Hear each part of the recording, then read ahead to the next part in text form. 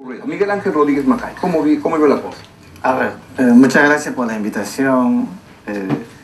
Fíjense, yo creo que en estos casos, cuando ya tenemos un fallo de la Corte, tenemos que ser lo más objetivo posible, y yo lo voy a hacer como profesor de Derecho Internacional.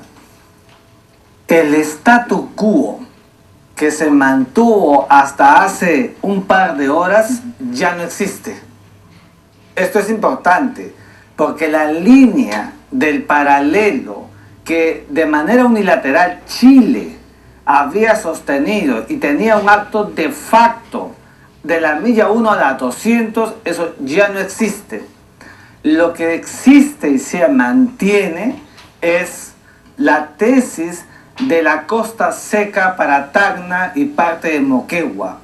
Y esto porque la Corte ha interpretado, Augusto, Pamela, que los instrumentos del 52 y 54 graficaban de manera fehaciente que aun cuando no tenían conciencia marítima de delimitaciones, había práctica de faenas pesqueras, en algunos casos hasta la milla dicen 15, 18, 20, y por los trabajos mismos de las propias embarcaciones de mayor porte que estaban un poco más tiradas hacia el oeste. Entonces, la Corte ha establecido como primer criterio en el ámbito del acto interpretativo el paralelo. Y este paralelo, que va hasta la milla 80, significa que la Corte no toma en cuenta en esa primera parte el concepto de la línea media de equidistancia que está en el derecho consuetudinario internacional, que está en la propia Convención del Mar. Sin embargo, en virtud de que no hay conciencia de delimitaciones colaterales, así lo ha quedado plasmado por la Corte en los instrumentos 52 y 54, procede al siguiente método, que es establecer una tesis de proporcionalidad.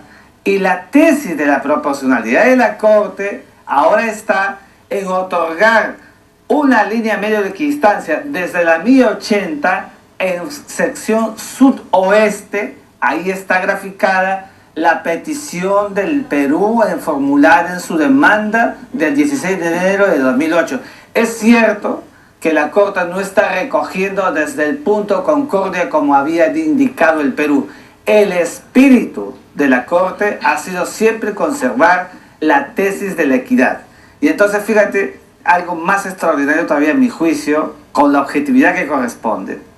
El Perú formuló a la Corte en su demanda el requerimiento de que la Corte misma reconozca el título que existe sobre el triángulo externo, que está más allá de la milla 200 de Chile y sobre el cual Chile nunca además ha pedido nada, sino que había declarado que era alta mar. La Corte ha dicho que ese espacio no está en discusión y que en consecuencia es peruano. Entonces, si lo vemos en un paquete objetivo, se ha movilizado el statu quo y evidentemente, a mi juicio, hay pues una victoria del Estado peruano porque se ha movilizado otra vez una circunstancia unilateral mantenida. Ahora los espacios están definidos, ya son soberanías, ya no son dominios de facto, son soberanías altos de puro derecho. Miguel Ángel, tu turno de agregar a lo que estamos discutiendo. Les pediría que sean lo más didácticos para que la gente pueda entender cabalmente de qué se trata esta sentencia. Claro que sí. Fíjate, la Corte ha establecido el principio de equidad que tanto fue invocado por el Perú. ¿Qué significa esto? Que ha recogido interpretativamente el paralelo que sustentaba Chile y la línea media que el Perú señaló en su demanda. Esta mixtura y estas combinaciones que no son salomónicas son el punto de partida que la Corte ha graficado y que corrobora la jurisprudencia internacional. En los casos anteriores, como el de Rumania, Ucrania, Nicaragua, Colombia, Nicaragua, Honduras, la Corte ha hecho prevalecer el principio de equidad que hoy lo estamos viendo. La pregunta que me hacías en los cortes sobre la costa seca. La costa seca. Fíjate, el mantenimiento de la costa seca significa, en otras palabras, que mientras estamos en la orilla del mar peruana, basta que demos un paso en el mar, ese mar a partir de ahora se mantiene de derecho como chileno. Ya no es un acto de facto, sino de derecho. O sea, eso es el mantenimiento de la costa seca. ¿Y por qué hasta la 1080? Porque la Corte ha sostenido que aun cuando no se había graficado conciencia de límites marítimos, había la práctica. Entonces, ¿qué ha prevalecido? Los actos propios. ¿Qué actos propios? Conductas peruanas. Ha graficado la Corte cómo se detenían, que se capturaban embarcaciones, llegan llevadas al puerto. Eso para la Corte y las faenas que realizaban los pescadores le hace pensar que evidentemente el Perú hacía asentimiento de un acuerdo sostenidamente tácito. Ahora, en la práctica, ¿qué significa esta costa seca? O sea, digamos, el que está en Tacna y está en la arena, en la orilla, y luego quiere ir al mar. No, en la práctica, ¿cómo se interpreta esto? En la práctica se interpreta como se ha venido haciendo hasta el día de hoy, que los tacneños, los pescadores de Tacna, la gente de Tacna que quiera ir a la orilla del mar, no podrá disponer ni usar el espacio marítimo hasta la 1080, porque la Corte ha decidido que hasta allí está la soberanía de Chile. En ese espacio, hay que decirlo, claro, hay atún, hay anchoveta, hay anchoas, etc. Pero fíjense, pues, es importante decirlo con sensatez para la gente. Los peces no conocen de límites, los peces se mueven de un lado a otro de manera migratoria o de manera transzonal. De manera que, si bien es cierto, se mantiene la costa seca justo hasta la 1080, ¿no es cierto? Y el paralelo allí acaba, la línea de equidistancia que se traza hacia abajo es una línea de equidistancia que le permite al Perú, ¿no es cierto?, ganar un espacio que no tenía hasta ese momento. ¿Usted piensa lo mismo? El hecho de que la Corte haya dicho que es la proyección del paralelo que parte del hito número 1, no significa que sea desde el hito número 1 y por tanto ese triángulo terrestre sea chileno. Es absolutamente peruano.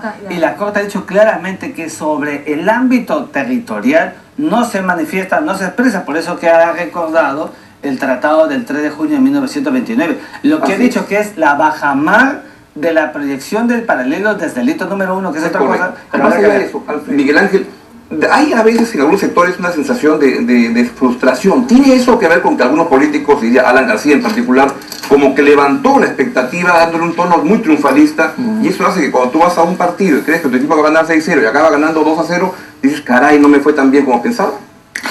Y eso es malo. Es malo, por supuesto. Es malo porque podemos llegar a un espacio y a un estadio donde las sensibilidades por estas pasiones sobremedidas pueden provocar situaciones que no queremos, y más bien el fallo lo que nos está mostrando es que ahora más que nunca la tranquilidad social entre Tacna y Arica debe de mantenerse. Mira, no es una consecuencia, como se decía antes de la lectura del fallo, regímenes de pesca entre Perú y Chile, no es una consecuencia, pero qué bueno sería, en virtud de que Tacna mantiene la costa seca hasta la 1080, en este marco de integración, así como lo ha habido entre Perú y Ecuador en el Plan Binacional de Integración Fronteriza, se haga entre Perú y Chile para establecer, repito, fuera de la sentencia, exógena de la sentencia, mecanismos, ¿no es cierto?,